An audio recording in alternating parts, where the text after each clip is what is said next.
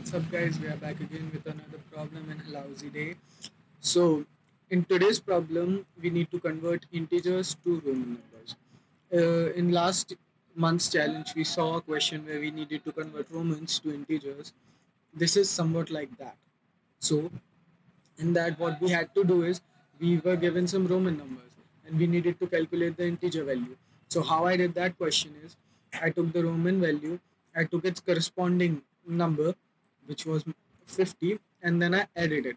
If I saw a value that is C and I saw x it being appended to a greater value, that is, let's say, an m, uh, which makes it 4000, or L appended to C, which makes it something else, or X appended to C.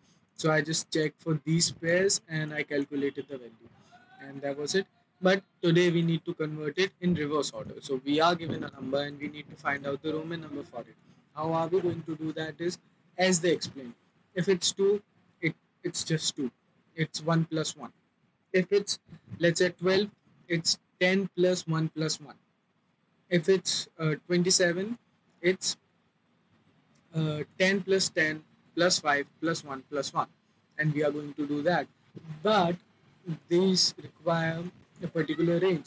So the ranges that we need to set for this are uh, from 900 to 1000, then from 500 to 900, which will be covered from 900 to 1000. No need to worry about that. Then there is 400 to 500, then there is 90 to 100, then there is 40 to 50, and then there is 10, 5, and 1. And we need to do it for all this. So well, I I wanted to avoid this way, so I did what they just literally forced me to do, is map all the symbols against the value. So these are just few symbols. The symbols missing are 4, 9, and 40, and 90, 400, and 900. These symbols are missing. So I added these values and these symbols in descending order.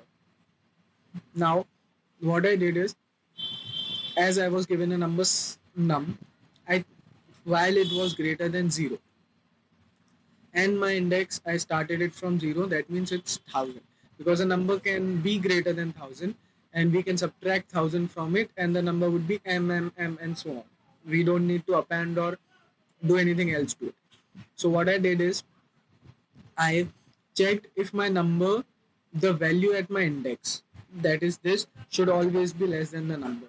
If so, I'll add its symbol, the mapping symbol, to my string, my answer string, and what I'll decrease it by that number, and so on. But what if I'm given a, let's say, a number that is 3, which is here, and it's less than 100? So it, this condition is false and we go in else, and our index is increased. We go to 905, 4, 10, 90, 50, 40, 10, 9, 5, even 4. Even the condition isn't matching for 4. Then we go to 1 and the condition matches. Then I is appended, value is decreased. Now the value is 2. Again I is appended, value is decreased. Now the value is 1. Again I is appended. Now the value decreases, value is 0. Since the value is 0, we come out of the loop and we return the string. And that is it. This is the most simple solution that could be. And the time complexity is here is how many times this loop runs. So this loop can run, it's not definite how many times will it run. It depends on two factors: how large the number is and how big the array is. So the size of the array is fixed, so it's all about how large the number is, and that is it. And that's it for this video, guys.